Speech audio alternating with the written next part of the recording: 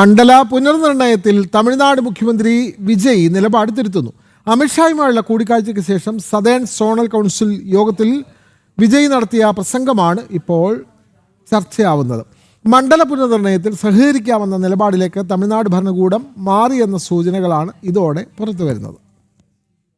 മാമല്ലപുരത്ത് കേന്ദ്ര ആഭ്യന്തരമന്ത്രി അമിത്ഷായുടെ അധ്യക്ഷതയിൽ നടന്ന സദേൺ കൗൺസിൽ യോഗത്തിലാണ് തമിഴ്നാട് രാഷ്ട്രീയത്തെ പിടിച്ചുകുലുക്കിയ നിലപാട് മാറ്റം മുഖ്യമന്ത്രി വിജയ് വ്യക്തമാക്കിയത്. ദക്ഷിണേന്ത്യൻ സംസ്ഥാനങ്ങളുടെ പ്രധാന ആവശ്യമായ ലോക്സഭയിലെ സീറ്റുകളുടെ എണ്ണം 543 നിലനിർത്തണമെന്നാവശ്യപ്പെട്ട് തമിഴ്നാട് നിയമസഭയിൽ പ്രമേയം പാസാക്കിയിരുന്നുവെങ്കിലും അമിത്ഷായെ സാക്ഷി നിർത്തി വിജയ് ആ ആവശ്യം ഉന്നയിച്ചില്ല. അതിരൂക്ഷമായ എതിർപ്പുകൾ ഒഴിവാക്കി തമിഴ്നാട് അടക്കമുള്ള ദക്ഷിണേന്ത്യൻ സംസ്ഥാനങ്ങളുടെ പാർലമെന്ററി പ്രാതിനിധ്യത്തിന്റെ ശതമാനം കുറയുന്നില്ലെന്ന് നിയമനിർമ്മാണത്തിലൂടെ കേന്ദ്ര സർക്കാർ ഉറപ്പാക്കണമെന്ന മതിയായ ആവശ്യമാണ് വിജയ് നടത്തിയത്. ലോക്സഭാ സീറ്റുകളുടെ എണ്ണം കൂട്ടുന്നതിൽ തടസ്സമില്ലെന്ന സൂചന നൽകുന്ന വിജയിയുടെ ഈ നിലപാട് മാറ്റം തമിഴ്നാടിന്റെ വികസനത്തിന് കേന്ദ്ര സർക്കാരുമായി സഹകരിച്ചു പോകുവാനുള്ള പ്രായോഗിക രാഷ്ട്രീയത്തിന്റെ ഭാഗമാണെന്നാണ് രാഷ്ട്രീയ നിരീക്ഷകരുടെ വിലയിരുത്തൽ. അതേസമയം വിജയിയുടെ ഈ രാഷ്ട്രീയ യു-ടേണിനെതിരെ ശക്തമായ ആക്രമണവുമായി DMK-യും AIADMK-യും രംഗത്തെത്തി. അമിത്ഷായുമായുള്ള അടച്ചിട്ട മുറിയിലെ കൂടിക്കാഴ്ചയ്ക്ക് ശേഷമാണ്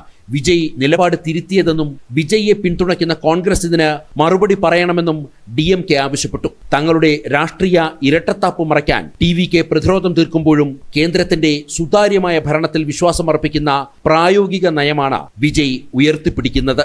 ജനം, ഡൽഹി.